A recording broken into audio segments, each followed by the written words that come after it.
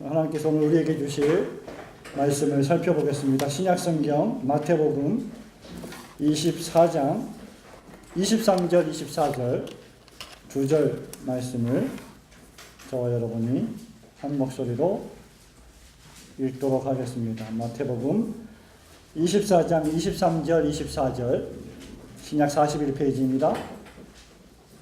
함께 읽겠습니다. 시작. 그때 사람이 너희에게 말하되 보라 그리스도가 여기 있다 혹 저기 있다 하여도 믿지 말라. 거짓 그리스도들과 거짓 선지자들이 일어나 큰 표적과 기사를 보이어 할 수만 있으면 택하신 자들도 미혹하게 하리라. 아멘. 이 말씀을 통해서 우리에게 또 교훈해 주시고 깨닫게 해 주시기를 소원합니다. 우리는 계속해서 하나님이 다 말씀해 주셨다. 하나님의 인도를 받는 방법, 하나님의 뜻을 아는 방법, 그 10번째 시간을 맞이하고 있습니다. 오늘은 지난 시간에 이어서 신학적 증거에 대해서 살펴봅니다. 우리는 지금 계속해서 한 2, 3주 동안 그리고 지난 10주 동안 하나님께서 우리에게 계시하여 주신 하나님의 말씀인 성경의 충분성과 완전성에 대해서 살펴보고 있습니다. 오늘은 세 번째 시간으로 신학적 증거를 살펴볼 차례인데요. 지난주에 우리는 하나님이 다 말씀해 주셨다, 충분히 말씀해 주셨다에 대한 역사적 증거를 살펴보았고, 성경적 증거를 살펴보았고, 그 전주에는 역사적 증거를 살펴보았습니다. 오늘은 세 번째로 신학적 증거를 살펴볼 차례입니다. 자, 신학이란 무엇이냐? 신학이란 지난주와 그 지지난주 2주 동안 말씀드린 성경과 역사, 성경적 증거와 역사적 증거를 연구하고 해석하고 설명하는 신앙의 학문이 신학입니다. 성경과 역사를 연구하고 해석하고 설명하는 것이 신학이다. 그렇기 때문에 신학은 계시가 지속된다고 하는 주장, 오늘날에도 여전히 하나님이 개인에게 말씀해 주신다고 하는 그 계시가 지속된다고 하는 그러한 주장을 거절할 수 있는 몇 가지 이유를 더 추가적으로 우리에게 제시해 주고 있습니다. 신학이라고 하는 것은 말씀드린 바와 같이 역사적 증거와 성경적인 증거가 어떤 의미와 목적을 지니고 있는지를 해석해주고 설명해줍니다. 여러분들은 매일 성경을 읽습니다. 주일날 성경을 읽고 묵상하고 설교를 듣습니다. 여러분들이 성경을 읽을 때, 성경을 묵상할 때 그 성경, 읽은 성경이 어떤 말씀인지 무슨 의미를 가지고 있는지를 생각하게 되죠. 그리고 그 의미가 어떠한 의미이며 나에게 어떻게 다가오고 어떻게 적용되는지를 묵상합니다. 여러분, 이런 작업이 바로 신학적인 작업입니다. 신학이란 무엇이라고 했습니까? 성경을 연구하고 해석하고 설명하는 작업이라고 했죠. 그렇기 때문에 신학이라고 하는 것은 목사만 하는 것이 아니라 신학자만 하는 것이 아니라 모든 그리스도인들, 성경을 읽는 남녀노소를 불문한 모든 그리스도인들이 할 수 있는 것이 바로 신학입니다. 신학이라고 하는 것은 아까 말씀드린 바와 같이 계시가 지속된다고 하는 주장을 거절하게 만들어주는 이유를 제시해 주는데, 그 첫 번째가 목적지에 다 도달했다는 것입니다. 제가 지난주인가요? 간단하게 어떤 예화를 들면서 말씀을 드렸죠. 여러분이 어떤 목적지에 휴가를 떠납니다. 어떤 목적지를 정해놓고 휴가를 가는데 서울에서 출발을 합니다. 출발해서 30분, 1시간, 1시간 반, 2시간 달려가면서 점점 더 목적지에 가깝게 도착하게 됩니다. 그렇죠? 그리고 마침내 우리가 바라고 있는, 우리가 향하고 있는 휴가의 최종 목적지의 표지판이 계속해서 점점 자주 나오게 되죠. 그리고 마침내 목적지에 도착하게 됩니다. 그러면 그때 여러분은 어떻게 합니까? 자동차를 세워야 합니다. 브레이크를 밟고 자동차를 세워서 목적지에 다 온 것을 알려야 되죠. 그래서 우리는 목적지에 다 도착하면 브레이크를 밟고 자동차를 세워서 차에서 내리고 우리가 원하는 목적지에 들어가게 됩니다. 제가 지금 무슨 말씀을 하고 있습니까? 하나님께서는 우리에게 계시의 말씀을 주셨습니다. 그것이 무엇입니까? 구약과 신약의 말씀인데 그 구약과 신약이라고 하는 이 계시의 말씀을 하나님이 우리에게 주실 때는 목적이 있다는 것입니다. 그리고 그 목적을 찾아가게 만드는 학문이 무엇이냐? 신학이라는 거예요.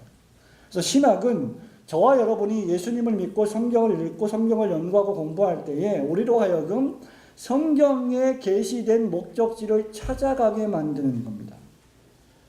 성경에 계시는 제가 아까 말씀드린 바와 같이 휴가 여행처럼 진보하고 발전합니다. 초보적인 것에서 고등한 것으로, 그림자에서 실체로, 약속한 것에서 약속의 성취로, 쉽게 말하면 구약에서 신약으로, 더 쉽게 말하면 율법에서 은혜로 나아가게 만들죠. 이것이 무엇입니까? 계시의 발전이에요. 말씀의 발전입니다. 성경은 마치 관역을 향해서 앞으로 나아가는 화살처럼 앞으로 움직입니다. 성경은 뒤로 움직이지 않고 앞으로 움직입니다. 그리고 그 관역을 향해서, 다시 말하면 목적지를 향해서 날아갑니다. 여러분, 성경이 말하고 있는 목적지가 누구입니까?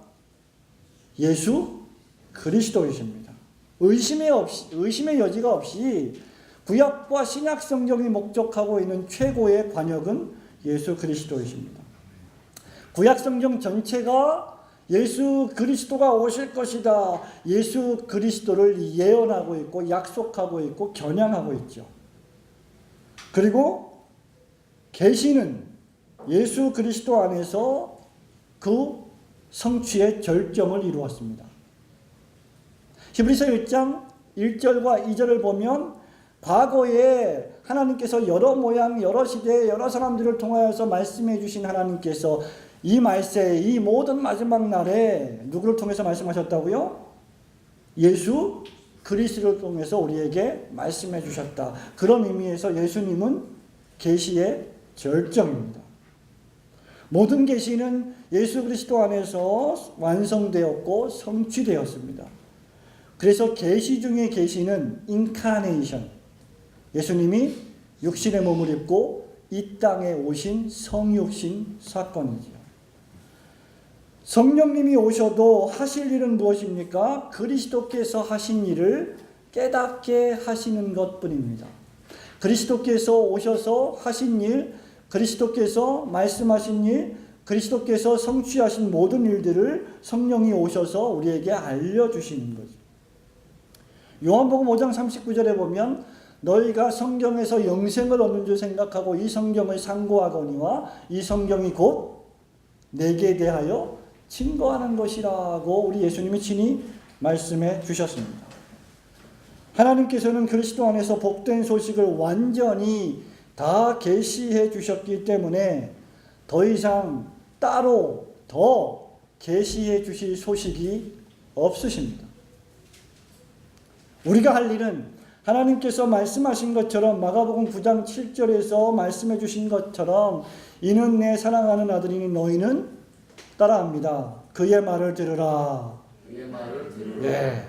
우리가 할 일은 무엇이냐? 예수님의 말을 듣는 것뿐입니다. 그렇기 때문에 우리가 그리스도를 받았는데 전 구약 성경과 전 신약 성경의 핵심이시고 계시의 절정이시고 계시의 완성이신 예수 그리스도를 받았는데 그리스도를 제쳐두고 하나님으로부터 오는 또 새로운 메시지, 새로운 직통 계시를 받겠다고 하는 것은 신약 시대의 사도 시대로 돌아가는 것이고 구약 시대의 선지 시대로 돌아가는 것을 의미합니다. 그것은 퇴보이죠. 무슨 말을 하고 있습니까?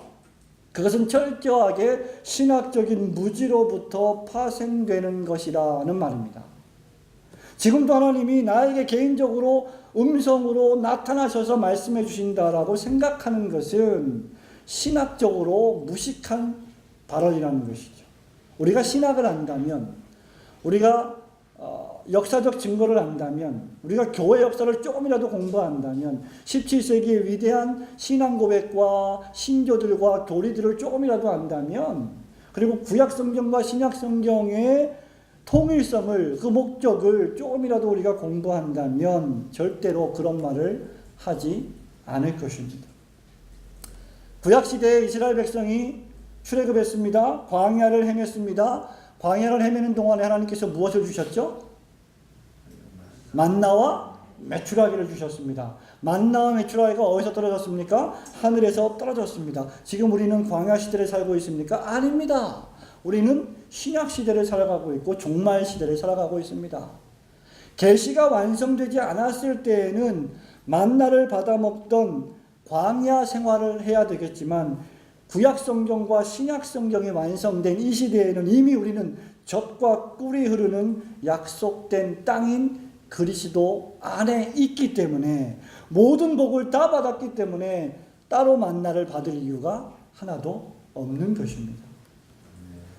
그렇기 때문에 하늘에서 떨어지는 만나를 계속 찾으러 여기저기 돌아다니는 행위는 성숙하지 못한 행위인 것이죠. 여러분, 이것이 바로 목적지에 도착했다는 의미입니다.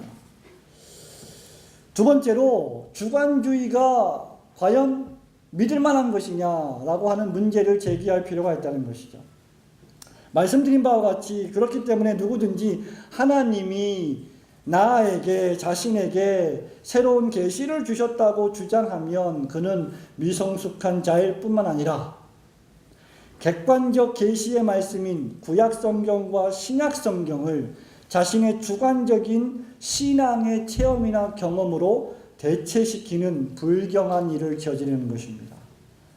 여러분, 저는 여러분들이 기도하는 가운데, 찬양하는 가운데, 말씀을 듣는 가운데, 삶을 살아가는 가운데 받는, 느끼는 신앙의 경험을 부정하는 것이 아닙니다.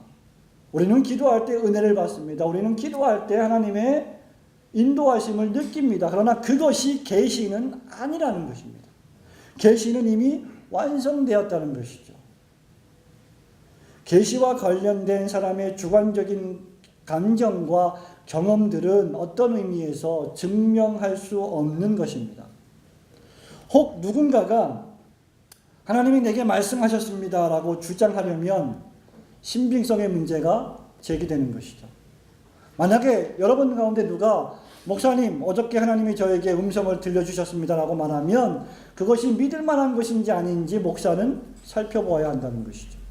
또 제가 여러분에게 성도 여러분, 어젯밤에 하나님이 저에게 계시해 주셨습니다 라고 한다면 여러분은 저의 그 계시의 말이 과연 믿을 만한 것인지를 점검해야 한다는 것입니다. 즉 객관적인 사실로 입증되고 뒷받침되지 않는 한 그 주장을 받아들이는 것은 맹목적 신앙이 될 뿐이라는 것이죠. 아주 짧게 예화를 들어보겠습니다. 여기 철수가 있습니다. 영희가 있습니다. 철수와 영희가 대화를 합니다. 첫 번째 대화입니다. 철수가 이렇게 말합니다. 영희야, 어저께 하나님이 나에게 계시해 주셨어 라고 하니까 신앙생활을 잘하고 말씀을 열심히 공부했던 영희가 야, 무슨 소리야?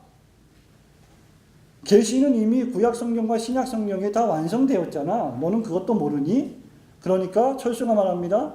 아, 너는 참 너무 지적이다. 너는 그래서 신앙의 경험이 뭔지 하나도 모르는 거야. 너는 그래서 그 신비한 경험을 전혀 경험하지 못하는 거야. 좀 거기서 좀 벗어날 필요가 있어. 그러니까 영희가 말합니다. 야, 너는 이제까지 목사님을 통해서 성경 공부를 통해서 설교를 통해서 뭘 배운 거야? 그리고 17세기에 우리가 배웠던 신조와 신앙 고백서들은 다 무시해도 된다고 생각하는 거야? 그러니 철수가 말합니다. 야, 네가 지금 그렇게 나한테 말하는 것처럼 하나님께서 나에게 어젯밤에 말씀해 주셨다니까 왜 내 말을 못 믿어? 그러자 영희가 계속해서 철수의 말을 반박하며 싸우기 시작합니다. 이러한 대화가 끝도 없이 계속됩니다. 이것이 첫 번째 철수와 영희의 대화입니다. 두 번째, 이러한 대화를 종결지을 수 있는 더 확실한 대화가 있습니다. 철수가 말합니다. 영희야, 지난밤에 나는 하나님으로부터 계시를 받았어. 그러니까 영희가 이렇게 말합니다. 철수야, 나는 오늘 아침에 하나님께 계시를 받았어. 그런데 네가 어젯밤에 계시를 받았다고 말할 거라고 하셨어. 하지만 네 말을 믿지 말라고 말씀하셨어. 그런 적이 결코 없다고 말이야. 이렇게 말합니다. 여러분, 이 예화는 제가 피터 블럼필드 목사님의 잭과 질의 대화를 좀 패러디해서 만든 것인데요. 철수는 영희의 주장을 증명할 수도 없고 반증할 수도 없습니다. 철수는 지금 자신이 촉발시킨 것과 비슷한 종류의 신비주의적 주장에 직면하게 된 것입니다. 영희는 지금 철수가 자신에게 요구했던 것과 똑같은 맹목적 신앙의 반응을 철수에게 요구하고 있는 것이죠. 내 신앙의 체험이나 경험을 성경 계시의 종료성과 충분성 그리고 완전성을 훼손하는 일에 사용하지 말라는 것입니다. 그것은 주관주의와 신비주의가 가지고 있는 가장 치명적인 오류이며 문제점이라고 할 수 있습니다. 만일 누가 계시를 받는 일이 가능하다고 하면 어떤 문제가 발생하느냐? 여러 사람이 각기 다양한 계시를 받기 때문에 그 계시와 계시는 충돌하게 되어 있고 절대 계시와 절대 진리는 존재하지 않게 됩니다. 그것이 철수와 영희의 대화의 핵심 가운데 하나입니다. 철수는 계시를 받았다고 했고 영희도 계시를 받았다고 했는데 영희는 철수의 계시가 잘못되었다고 말하고 있는 것이죠. 어떤 것이 정말 진정한 계시인지 구분할 수 없게 되는 것입니다. 그래서 세 번째, 결론적으로 문자로 기록된 말씀이 의미하는 것이 무엇이냐? 하나님께서는 이런 철수와 영희의 문제점을 해결해 주시기 위해서 복음의 계시가 대단히 소중한 것이기 때문에 그 계시가 분실되지 않도록, 그리고 그 계시가 어느 개인의 주관에 의해서 좌우되지 않도록 문자로 기록하게 섭리하셨습니다. 문자로 기록하게 하셨다는 것은 무슨 말입니까? 여러분이 갖고 계시는 이 성경의 인쇄물로 기록하게 하셨고 66권의 성경을 하나님의 주권적인 섭리 가운데 역사를 통해서 잘 편집하고 엮는데 하나님의 성령의 역사하심이 있었다는 것입니다. 하나님으로부터 직통 계시를 받는다고 주장하는 사람들은 엄청난 실수를 저지르고 있는 것입니다. 그것은 하나님께서 정하신 목적지를 변경하려고 하는 오류입니다. 하나님의 목적은 구원과 신앙에 필요한 모든 계시가 예수 그리스도 안에서 충분히 완전히 완벽히 성취되고 종결된 것입니다. 그런데 직통 계시를 주장하는 사람들, 소위 지금도 내가 하나님으로부터 음성을 듣고 계시를 받는다고 하는 사람들에게는 다른 목적지가 있는 것 같습니다. 그런데 그 목적지는 무엇이냐? 목적이 없는 목적지라는 것이죠. 하나님이 우리에게 구약과 신약을 주실 때는 예수 그리스도라고 하는 목적지가 있지만 그 안에서 성취되고 종결되었지만 이 사람들은 계속해서 계시를 받기 때문에 목적이 없습니다. 그리고 그 계시를 멈출 수 있는 브레이크도 없습니다. 성경은 이들을 신약 서신서에서 거짓 교사, 거짓 선지자라고 명명합니다. 이런 주관주의적 또는 신비주의적 계시의 주장은 신앙상의 경험과 계시를 착각하는 무지의 소치이거나 또는 어느 정도의 정신분열적 현상이라고 할 수 있습니다. 신앙의 감정적인 경험은 언제나 객관적 계시인 성경의 점검을 받아야 하는데 직통 계시를 받는다고 주장하는 사람들은 성경의 점검 따위는 안중에 없는 것 같습니다. 왜냐하면 그들이 받는 계시가 더 권위 있는 따끈따끈한 아주 생생한 계시라고 믿기 때문이죠. 이러한 때에 우리는 더욱더 성경신앙에 매진해야 할 줄로 믿습니다. 그 어떤 것도 그 어느 때든지 하나님의 말씀인 완성된, 충분히 종결된 완전한 성경에 덧붙여서는 안 됩니다.